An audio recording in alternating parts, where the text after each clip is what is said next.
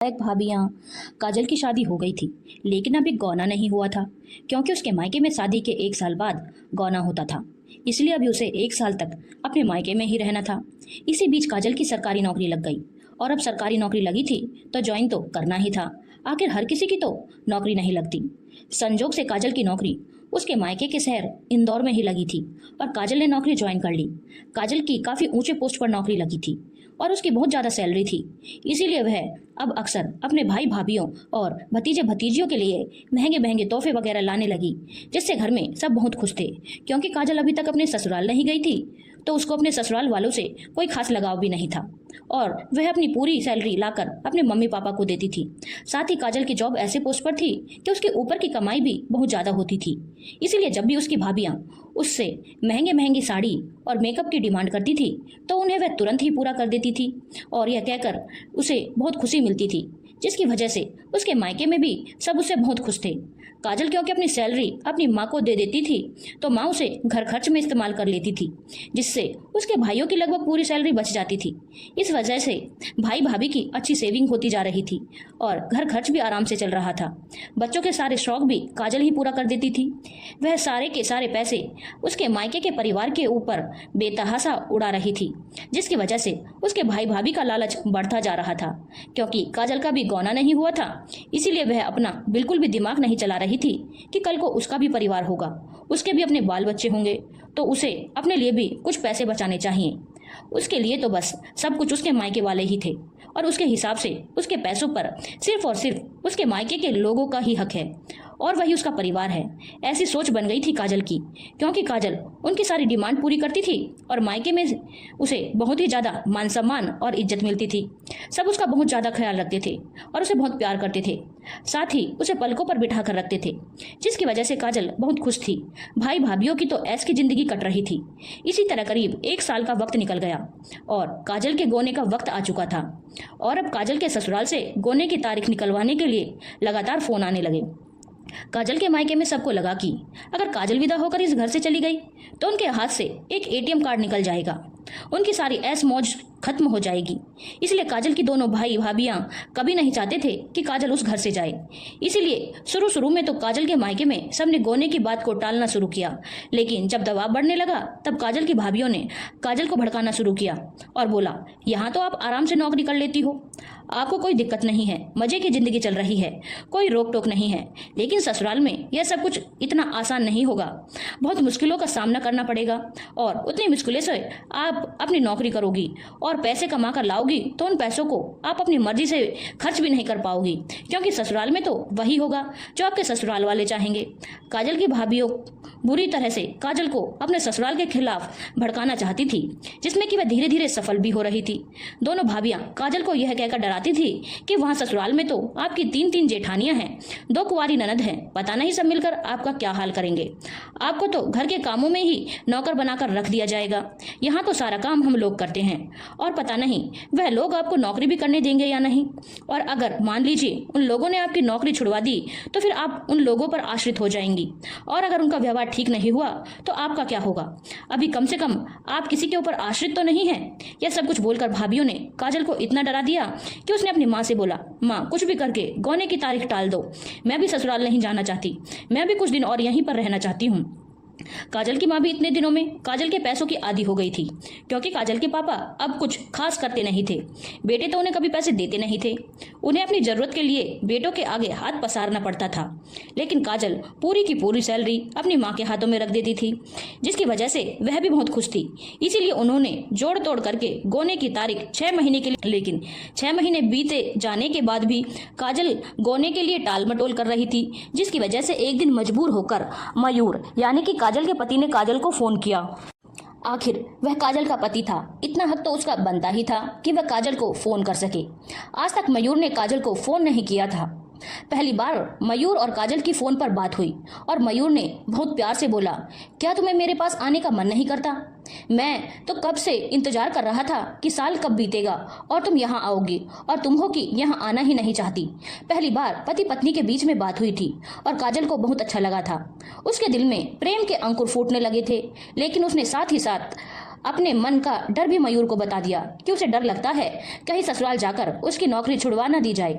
मयूर ने बोला, अरे यह तुम क्या फालतू की बात से के डर को अपने दिमाग में लेकर बैठी हो। आजकल के ज़माने में किसकी इतनी अच्छी नौकरी लगती है। हम पागल थोड़ी ना हैं कि तुम्हारी नौकरी छुड़वा देंगे, बल्कि हम कोशिश करेंगे कि तुम्हारा ट्रांसफ़र यहीं पर करवा लें। फिर तुम आराम से यहाँ पर नौकरी करना और तुम्हें यहाँ कोई दिक्कत नहीं होगी। मैं हर कदम पर तुम्हारा साथ दूंगा। पति से बात करके काजल को बहुत तसल्ली मिली और उसने अपनी माँ से बोला कि माँ, अब मेरे गोने की तारीख निकलवा दो, अब मैं अपने ससुराल जाना चाहती हूँ। काजल की भाभियाँ इस बात से बिल्कुल भी खुश नहीं थी, क्योंकि उनके हाथ से काफ़ी कुछ निकल रहा था और वह कुछ भी करके काजल को रोकना चाहती थी। वैसे तो काजल की माँ भी यही चाहती थी कि काजल यहीं पर रहे, क्योंकि लालच तो अब उन्हें भी हो गया था काजल के पैसों का। लेकिन क्या कर सकते हैं, गोने को अब और टाला नहीं जा सकता था। तो काजल के ससुराल वालों को शक हो जाता कि काजल के मायके वाले जानबूझकर काजल का गोना टाल रहे हैं। और अब तो पड़ोसी और रिश्तेदारों ने भी बातें बनानी शुरू कर दी थी, क्योंकि शक तो सबको होने लगा था कि मायके वाले चाहते ही नहीं हैं कि कमाओ बेटी मायके से जाए। इसीलिए काजल के माँ पापा ने गोने की तारीख फिक्स कर दी और काजल अपने ससुराल चली गई। काजल ने अपने ऑफिस से 2 महीने की छुट्टी ली थी। ससुराल में 2 महीने बीतने पर उसे बहुत अच्छा माहौल मिला। वहाँ सब कुछ बहुत अच्छा था। मयूर और उसके घर वाले काजल का बहुत ख्याल रखते थे और उससे बहुत प्यार करते थे। काजल भी बहुत खुश थी अपने ससुराल में और उसने बोला अब जल्दी ही वहां से जाकर वह अपनी नौकरी ज्वाइन करेगी और फिर कोशिश करके अपना ट्रांसफ़र इस शहर में करवा लेगी और फिर आराम से सबके साथ यहाँ रहेगी, क्योंकि काजल को लग रहा था कि ससुराल में उसे किसी तरह की कोई दिक्कत नहीं होगी। उसके मन का सारा वहम दूर हो चुका था। 2 महीने के बाद काजल वापस अपने मायके आ चुकी थी अपनी नौकरी ज्वाइन करने के लिए। लेकिन इस बार जब काजल आई तो उसने अपने हाथ थोड़े टाइट कर लिए और अनाप शनाप खर्चे करना छोड़ दिया और अपने पैसे भी अपने पास रखने लगी। ना ही माँ को दिए और ना ही भाभियों को और ना भतीजे भतीजियों पर फालतू के पैसे उड़ाए, क्योंकि ससुराल में रहकर अब उसे समझ में आ गया था कि घर गृहस्थी कैसे चलाई जाती है और गृहस्थी को सुचारू रूप से चलाने के लिए पैसों को हिसाब से खर्च करना कितना जरूरी होता है और खुद के लिए पैसे बचाने भी कितने जरूरी होते हैं। अब तक तो काजल कुंवारी लड़की की जिंदगी जी रही थी, लेकिन ससुराल से आने के बाद अब वह एक शादीशुदा औरत बन चुकी थी। यह बात काजल की भाभियों और माँ को बिल्कुल बर्दाश्त नहीं हो रही थी। उनके हाथ से काफी कुछ निकल रहा था। अब काजल के मायके वालों ने उसे अलग तरीके से भड़काना शुरू किया। उन लोगों ने बोलना शुरू किया, अरे तुम्हारे ससुराल वाले तो यही चाहते हैं कि वह तुम्हारे पैसों पर वह ऐश करें और इसीलिए तुम्हें इतना सुख आराम देकर रखा उन्होंने ताकि तुम उन्हें कमा कमा कर दो, और अगर तुम ससुराल में रहोगी तो तुम्हारे हाथ में तुम्हारा 1 रुपया भी नहीं रहेगा। सब कुछ तुम्हारी सास ले लेगी और अपने बाकी के बेटे बहुओं और उनके परिवार पर खर्च करेगी। पैसे तुम्हारे रहेंगे और मजे कोई और करेगा, तो तुम वहाँ क्यों ट्रांसफर करवाओगी। तुम्हारा पति एक मेडिकल रिप्रेजेंटेटिव है और उनका आसानी से यहाँ ट्रांसफ़र हो जाएगा, तो अपने पति से बोलो कि वह हमारे शहर में ट्रांसफ़र ले ले ताकि तुम यहाँ पर रहो और तुम्हारे सारे पैसे तुम्हारे पास रहें, ना कि उन पैसों से तुम्हारे ससुराल के परिवार वाले ऐश करें। काजल को यह बात समझ में नहीं आ रही थी कि मायके में भले ही उसे काम नहीं करना पड़ता था और भाभियाँ सब कुछ संभालती थी, पर उसके बदले में उसका सारा पैसा भी तो वही लोग लेते थे। ससुराल में भले उसे काम करना पड़ता था, पर आज तक ससुराल में से किसी ने उसे 1 रुपया भी नहीं मांगा। फिर भी उसके मन में भाभियों ने गलतफहमी भर दी और अपने थोड़े से आराम के लिए काजल को भी लगने लगा कि वह ट्रांसफर क्यों करवाएगी, मयूर ही यहाँ ट्रांसफर लेकर आएगा ताकि वह आराम से यहाँ पर नौकरी कर सके। उसे यह बात समझ में ही नहीं आ रही थी कि नज़र तो असल में उसके मायके वालों की है, उसके पैसों पर, ना कि ससुराल वालों की। इसीलिए काजल ने मयूर से बात की कि वह अपना ट्रांसफ़र उसके मायके वाले शहर में करवा ले, जिस पर मयूर भड़क गया और बोला, यह बिल्कुल नहीं हो सकता। यहाँ मेरा घर है, परिवार है, मैं सालों से यहाँ नौकरी कर रहा हूँ, मैं वहाँ बिल्कुल ट्रांसफ़र नहीं करवाऊंगा। और जब तुम्हारा ट्रांसफ़र आसानी से यहाँ हो सकता है तो तुम्हें अपना ट्रांसफ़र करवाना चाहिए। लड़कियाँ विदा होकर अपने मायके से ससुराल आती हैं, ना कि लड़के विदा होकर अपने घर से अपने ससुराल जाते हैं। तो मैं किसी भी कीमत पर वहां नहीं आने वाला। और मयूर ने साफ मना कर दिया। काजल ने बोला, लेकिन मैं यहाँ आराम से रहती हूँ, मुझे कोई काम का प्रेशर नहीं रहता, सब कुछ भाभियाँ संभाल लेती है, ससुराल में तो मैं सब कुछ कैसे मैनेज करूंगी। इस पर मयूर ने कहा, बात तो तुम ठीक कह रही हो, ससुराल में तो हर बहू को काम करना ही पड़ता है, लेकिन सब कुछ मिल बात कर मैनेज हो जाता है। कभी तुमने सुना है क्या कि कोई शादीशुदा लड़की पूरा जीवन मायके में रहती है ताकि उसे कोई जिम्मेदारी न उठानी पड़े। ससुराल तो तुम्हें आना ही पड़ेगा और शादीशुदा लड़की को जो इज्जत ससुराल में मिलती है वह मायके में रहकर कभी नहीं मिलेगी। तुम अभी समझ नहीं रही हो, तुम्हें मायके में जो इज्जत मिल रही है ना, वह सिर्फ और सिर्फ इसीलिए मिल रही है क्योंकि तुम कमा कमा कर उन्हें दे रही हो। अगर तुम कमा नहीं रही होती तो तुम्हारा गौना कब का करवा दिया गया रहता। लेकिन तुम्हें यह बात समझ में नहीं आ रही। सीधी सी बात है, तुम्हारे भाभीियों की नजर तुम्हारे पैसों पर है। लेकिन काजल का मायके से अभी भी लगाव कम नहीं हुआ था और उसे इस बात पर बिल्कुल यकीन नहीं हुआ कि उसके मायके वाले सिर्फ और सिर्फ उसके पैसों की वजह से उसे पसंद करते हैं। काजल की भाभीियों ने पूछा कि मयूर ट्रांसफर के लिए तैयार हो गए हैं क्या? तो काजल ने बोला, नहीं, वह यहाँ नहीं आएंगे, बल्कि मुझे ही वहां जाना पड़ेगा। वह यहाँ आने के लिए बिल्कुल भी तैयार नहीं है। भाभीियों ने बोला, हाँ हाँ, वह यहाँ क्यों आएंगे, बल्कि आपको ही वहां जाना पड़ेगा, तभी तो आपके सारे पैसे आपके ससुराल के परिवार पर खर्च होंगे। सीधी सी बात है, उन लोगों की नजर आपके पैसों पर है। जब यही बात मयूर ने काजल के मायके वालों के लिए बोली थी तो काजल ने बिल्कुल यकीन नहीं किया था।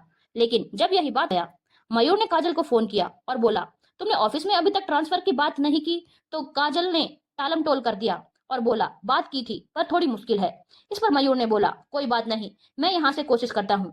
भैया की अच्छी खासी जान पहचान है, वह तुरंत ही तुम्हारा ट्रांसफर करवा देंगे। मैं भैया से आज ही बोलता हूँ। तो काजल ने बोला, नहीं नहीं, आप रहने दो, मैं खुद ही बात कर लूंगी। अभी ऑफिस में थोड़ी प्रॉब्लम चल रही है, इसीलिए मैं बात नहीं कर रही। मयूर को भी समझ में आ रहा था कि सच बात यह है कि काजल ट्रांसफर करवाना ही नहीं चाहती और बस टालम टोल कर रही है। वह इतनी आसानी से अपना मायका नहीं छोड़ने वाली। इसीलिए मयूर ने भी कुछ बोलना बंद कर दिया था और काजल आराम से अपने मायके में ही रह रही थी। करीब 10 महीने बाद काजल दोबारा 2 महीने के लिए ससुराल गई थी और फिर वापस मायके आकर वहीं से नौकरी करने लगी। इसी तरह बीच बीच में कभी 1-2 महीने के लिए वह ससुराल चली जाती थी और पूरा वक्त मायके में ही रहती थी। काजल की कमाई का पूरा पैसा उसके माँ बाप, भाई भाभी के पास ही रहता था। बस थोड़े बहुत पैसे काजल के हाथों में आते थे जो उसके खुद के खर्च के होते थे। यह बात काजल को नहीं दिखाई पड़ रही थी। उसे तो बस यह दिखाई पड़ रहा था कि वह बिना किसी रोक टोक के, बिना किसी जिम्मेदारी के आराम से अपनी नौकरी कर रही है। पर उस नौकरी का उसे क्या प्रतिफल मिल रहा है, यह तो उसे कुछ भी दिखाई नहीं पड़ रहा था। सेविंग उसकी 1 रुपए की नहीं थी, लेकिन मयूर को सब कुछ दिख भी रहा था और समझ में भी आ रहा था। मयूर को पैसों से कोई मतलब नहीं था, लेकिन उसकी शादीशुदा जिंदगी भी तो बर्बाद हो रही थी। और कौन सा पुरुष चाहेगा कि शादीशुदा होते हुए भी वह एक कुंवारे पुरुष की तरह अपना जीवन व्यतीत करे। मयूर के घर वाले भी यह बात समझ रहे थे। इसी तरह से करीब 2 वर्ष का समय बीत गया। एक दिन मयूर के पिताजी ने काजल के मायके में उसके पापा को फोन किया और बोला, आप लोग हमारी बहू को कब तक मायके में बिठा कर रखेंगे? क्या हमें अपने बहू के साथ समय बिताने का बिल्कुल हक नहीं? क्या हमारी बहू मायके में रहे यह शोभा देता है? क्या हमारे बेटे को अपनी पत्नी के साथ रहने का बिल्कुल भी हक नहीं? क्या मेरे बेटे बहू को पति पत्नी की तरह जीवन व्यतीत करने का बिल्कुल हक नहीं? क्या मेरे बेटे को अपना परिवार बढ़ाने का हक नहीं? किस हक से आप लोगों ने हमारी बहू को अपने पास रखा हुआ है? मेरा बेटा शादीशुदा होते हुए भी आज तक कुंवारे लड़कों की तरह जिंदगी जी रहा है। उसके सारे काम जो उसकी पत्नी को करने चाहिए आज तक उसकी माँ कर रही है। क्या मेरे बेटे के कोई अरमान नहीं है? पत्नी के होते हुए भी मेरा बेटा इस तरह का जीवन जिए, यह अब मैं बर्दाश्त नहीं कर सकता। इसीलिए अब मुझे इस बारे में कोई कड़ा कदम उठाना पड़ेगा। आप लोग सोच विचार कर लीजिए आगे क्या करना है, क्योंकि अब तो कोई ना कोई फैसला लेना ही पड़ेगा। मयूर के पिताजी ने काफी कड़े शब्दों में काजल के पापा से बात की थी, क्योंकि अब यह जरूरी भी हो गया था। काजल की माँ ने घर में जब यह सारी बात बताई तो घर में सब टेंशन में आ गए। काजल को यकीन नहीं हो रहा था कि उसके ससुर जी इस तरह की बात कर सकते हैं। और काजल ने जब मयूर से बात की तो मयूर ने भी वही सारी बातें बोल दी जो उसके पापा ने बोली थी। सुनकर काजल हैरान हो गई। इतने प्यार से बात करने वाला मयूर आज इतने कटु शब्द कैसे बोल सकता है? तो मयूर ने भी बोला, तुम्हारे इस व्यवहार ने मुझे ऐसा पत्थर बना दिया है। शादीशुदा होते हुए भी मैं आज तक कुंवारों की जिंदगी जी रहा हूँ, तो तुम मुझसे एक पति की तरह साथ देने की उम्मीद कैसे कर सकती हो, जब तुम खुद कभी एक पत्नी नहीं बन पाई और ना ही पत्नी बनकर कभी मेरे साथ कदम से कदम मिलाकर चली हो? क्या मुझे अपनी पत्नी का साथ रहने का मन नहीं करता? क्या मुझे अपना परिवार बढ़ाने का कोई हक नहीं है? क्या मैं अपनी पत्नी और अपने होने वाले बच्चों का पालन पोषण करने में सक्षम नहीं हूँ? क्या मैं कमाता नहीं हूँ, हर तरह से काबिल हूँ? तभी तो तुम्हारे माँ बाप ने देखभाल कर हमारी शादी करवाई थी और शादी के बाद तुम्हारी नौकरी लग गई तो तुम्हें ऐसा लगने लगा कि तुम्हारा पति तुम्हारा खर्चा उठाने के काबिल नहीं है, जो तुम ससुराल आना ही नहीं चाहती। जरा सोचो, अगर तुम्हारी नौकरी नहीं लगती तो क्या तुम ससुराल नहीं आती? और हम कब कह रहे हैं कि तुम नौकरी छोड़ दो? हम तो बस यही कह रहे हैं कि तुम यहाँ ट्रांसफर करवा लो, जो कि आसानी से हो जाएगा। लेकिन तुम्हें तो यहाँ आना ही नहीं है, तो तुम्हारे इस फालतू की सोच के लिए मैं कब तक अपनी जिंदगी बर्बाद करूं? आखिर मेरे भी तो कुछ अरमान है। काजल को बहुत टेंशन हो रही थी और वह सोच रही थी कि नौकरी के चक्कर में कहीं उसका परिवार न टूट जाए, इसीलिए वह ट्रांसफर करवाना। लेकिन भाई भाभी ने बहुत चालाकी से काजल के मन में यह बात डाल दी कि जब आज काजल अपने पैरों पर खड़ी है, तब उसके साथ उसके ससुर और पति इतने घटिया तरीके से बात कर रहे हैं और दबाव डाल रहे हैं कि वह इतना डर रही है, अगर वह अपनी नौकरी छोड़ दे या अपने ससुराल चली जाए तो उसका वह लोग क्या हश्र करेंगे। काजल का तो जीना मुश्किल हो जाएगा। इस बात का तो हमें पक्का यकीन है कि वहां जाकर इसकी नौकरी छुड़वा दी जाएगी, ताकि इसके ऊपर पूरा दबदबा बनाया जा सके। और पता नहीं क्या क्या उन्होंने बातें काजल के कानों में डाल दी। उन्होंने काजल का पूरा ब्रेन वॉश कर दिया और फिर अंत में बोल दिया, तुम्हारी जिंदगी का फैसला है, तुम्हें खुद ही लेना पड़ेगा, ताकि सारा फैसला काजल खुद ले और कल को उन्हें ना बोल सके कि उन्होंने काजल का घर तोड़वाया है। काजल के मायके वालों का पलड़ा फिर से भारी निकला और काजल ने मयूर को फोन करके बोल दिया कि उसे जो फैसला लेना है ले सकता है। काजल अपने मायके से ही नौकरी करेगी। मयूर को भी समझ में आ गया था कि इस रिश्ते का अब कोई भविष्य नहीं है, क्योंकि काजल समझने को तैयार ही नहीं है। और ऐसी लड़की से साथ जीवन गुजारना मतलब जीवन की बर्बादी है, जो अपना दिमाग 1% भी इस्तेमाल नहीं करती, बल्कि 100% अपने मायके वालों के दिमाग से चल रही है और अपनी शादीशुदा जिंदगी अपने हाथों से बर्बाद कर रही है। मयूर ने 1-2 बार और काजल को मनाने की कोशिश की, लेकिन उसकी एक ही शर्त थी कि मयूर उसके मायके में आकर रहे। इसके लिए मयूर बिल्कुल भी तैयार नहीं था और उसने बोला, मेरा भी कोई आत्मसम्मान है और मैं तुम्हारी इस फालतू की जिद के लिए अपने आत्मसम्मान को तार तार नहीं करूंगा। इससे अच्छा हम अपने रास्ते अलग कर लें, क्योंकि इस रिश्ते का मुझे कोई भविष्य नहीं दिख रहा। और फिर दोनों का आपसी समझौते से तलाक हो गया। काजल के माँ पापा को एक बार को अपनी बेटी के तलाक का दुख हुआ, लेकिन कहीं ना कहीं काजल के पैसों का लालच उन्हें भी था और उन्होंने सोचा काजल तो जिंदगी भर कमाकर इस घर में देगी ही, इसलिए उसके भाई भाभी पूरा जिंदगी उसे पलकों पर बिठाकर रखेंगे और उसकी जिंदगी आराम से कट जाएगी। उसे उसके मायके में कभी भी किसी तरह की कोई दिक्कत नहीं होगी। भाई भाभी भी अब बहुत खुश थे। आखिर उनकी कमाऊ बेटी जो घर में रह गई थी, अब तो पूरा इंतजाम हो गया था कि उनकी सारी कमाई पूरा जीवन बचेगी और काजल सबके खर्च उठाएगी। बस उससे प्यार के 2 मीठे बोल ही तो बोलने हैं। अब काजल आराम से अपने मायके में रहती थी, भाभियों के साथ बातें करती थी, भतीजी भतीजियों के साथ घूमने चली जाती। सब उसका पूरा ख्याल रखते, लेकिन फिर भी काजल के जीवन में एक खालीपन सा आ गया था। कभी कभी कोई पड़ोसी या रिश्तेदार ताना भी मार देता कि देखो पहले लड़की देखी जिसने मायके में नौकरी के लिए पति को छोड़ दिया, वह नौकरी जो नौकरी है ससुराल में भी आसानी से कर सकती थी। देखते हैं मायके में कितने दिन अकेले मजे की जिंदगी कटेगी। यह सब कुछ सुनकर काजल को बहुत डर लगता था और लगता था कि उसने अपने जीवन का बहुत गलत फैसला ले लिया है। धीरे धीरे इस बात को करीब 15 वर्ष बीत चुके थे और काजल करीब 42 वर्ष की हो चुकी थी। उसकी उम्र अब उसके चेहरे से साफ झलकती थी। उसकी भाभियां अब उसे बिल्कुल भी नहीं पूछती थी, क्योंकि उन्हें पता था अब काजल हमेशा के लिए उनके पास ही रहने वाली है, कहीं नहीं जाने वाली।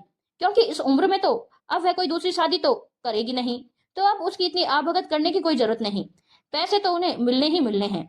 इसीलिए उन्होंने अब अपना असली रंग दिखा दिया, जो कि काजल को समझ में आ चुका था। वह तो अब सीधा साधा काजल के किसी भी काम के लिए ना बोल देती थी और बोलती थी कि अपना काम खुद कर लिया कीजिए, आपके पास तो वक्त ही वक्त है, ना पति है ना बाल बच्चे, लेकिन हमारे ऊपर बहुत जिम्मेदारियां हैं और हमें सबको देखना है। हम आपकी तरह खाली नहीं बैठे हैं, हमारा परिवार है जो हमारी पहली प्राथमिकता है। आज काजल को अपनी की गई एक एक गलतियों का एहसास हो रहा था और यह भी समझ में आ रहा था कि अपने बच्चे होते हैं, भाई के बच्चों को तुम कितना भी प्यार कर लो, तुम उन्हें अपना बच्चा नहीं बोल सकती और ना ही उन पर अपना कोई हक जमा सकते हो। काजल के पास आज अपना हक कहने के लिए उसका पति था, ना ही कोई बच्चा जिसके लिए काजल खुद जिम्मेदार थी। भतीजे भतीजियों से वह बात करने को तरस जाती थी। वे अपने बुआ से तभी बात करते थे जब उन्हें पैसों की जरूरत होती थी, और बात भी बस इतनी होती थी, बुआ हमें इतने हजार रुपए की जरूरत है, हमें दे दो, और पैसे मिलते ही वह तुरंत वहां से निकल जाते थे। काजल के लिए किसी के पास वक्त नहीं था। अब काजल को मायके में रहना बहुत भारी लग रहा था। अपनी जिंदगी के एक गलत फैसले का अंजाम वह अब अच्छे से समझ रही थी। एक बार काजल अपने ऑफिस के किसी काम से अपने ससुराल के शहर में गई थी और शाम के वक्त वह एक कॉफी शॉप में बैठकर कॉफी पी रही थी कि सामने के टेबल पर उसने देखा 2 बच्चे हल्ला मचा रहे हैं, पापा जल्दी पिज्जा ऑर्डर करो। और उनकी मम्मी बोल रही थी, अरे तुम लोग हल्ला मत करो, पिज्जा ऑर्डर हो रहा है, पापा को परेशान मत करो। काजल को काफी जाना पहचाना सा चेहरा लगा। काजल ने अपने दिमाग पर जोर डाला और अपने चश्मे को ठीक किया तो उसे साफ नजर आ गया, सामने मयूर बैठा हुआ था। उसे समझ से देर नहीं लगी कि साथ में मयूर की पत्नी और उसके बच्चे हैं। आज काजल को अपनी गलती का एहसास हो रहा था और वह सोच रही थी कि अगर उसने यह गलत फैसला नहीं लिया होता तो मयूर के साथ आज शायद वह बैठी होती अपने बच्चों के साथ। पर उसने जीवन की बहुत बड़ी गलती कर दी थी। मयूर अपनी फैमिली के साथ सेल्फी ले रहा था और उसने फोटो क्लिक की, लेकिन उस फोटो में उसके पीछे की टेबल पर बैठी काजल भी कैप्चर हो गई, जिस पर मयूर की नजर पड़ गई और मयूर घूमकर काजल को देखने लगा, जिससे काजल हड़बड़ा गई और उठकर जाने लगी। लेकिन मयूर ने उसे रोक दिया। अरे काजल जी, आप अकेली, आपने दूसरी शादी नहीं की क्या? काजल ने सिर्फ इतना ही बोला, नहीं।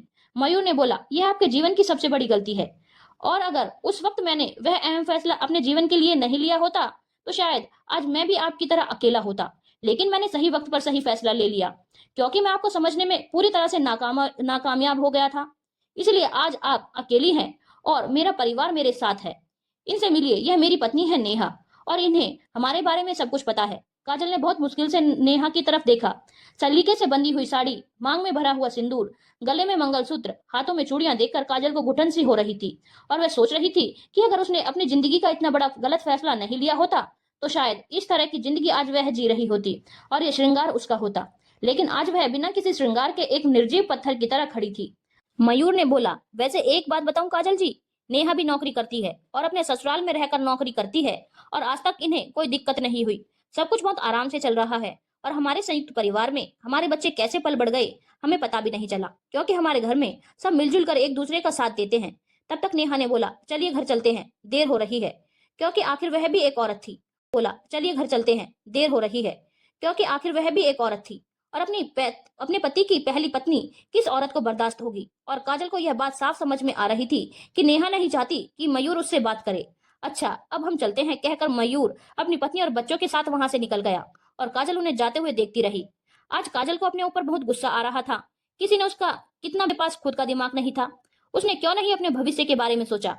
अगर उस वक्त मयूर की तरह उसने भी अपने परिवार के बारे में सोचा होता, अपने खुद के बारे में सोचा होता, तो आज उसका भी अपना परिवार होता। वह जीवन में इस तरह से अकेली नहीं होती।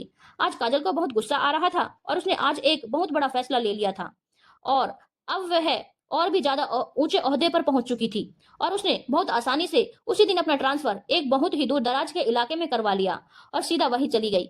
उसने फोन पर अपने मायके वालों को बता दिया कि अब वह वहीं पर रहेगी और वहीं से नौकरी करेगी, क्योंकि अब उसका ट्रांसफर हो चुका है। काजल के मायके वाले सुनकर हैरान हो गए। उन्हें अपने हाथ से सारा पैसा जाता हुआ दिखा, और उन्होंने दोबारा काजल को बरगलाने की बहुत कोशिश की। लेकिन इस बार काजल ने साफ बोल दिया कि मैं वह 15 साल पुरानी वाली काजल नहीं हूँ जिसे तुम लोगों ने अपनी बातों में फंसाकर उल्लू सीधा किया और मेरी जिंदगी बर्बाद कर दी। मुझे सब कुछ समझ में आ चुका है, लेकिन अब बहुत देर हो चुकी है। लेकिन हाँ, जब आंख खुले तभी सवेरा। अब मेरा कमाई का 1 रुपया भी तुम लोगों को नहीं मिलने वाला। जितनी ऐश करनी थी तुम लोगों ने कर ली। अब तुम लोगों को अपनी जिंदगी अपनी कमाई से चलाने की आदत डाल लेनी चाहिए। भूल जाओ कि तुम्हारे घर में काजल नाम की एक बेवकूफ लड़की थी जिसने अपने हाथों से अपना घर तोड़ लिया।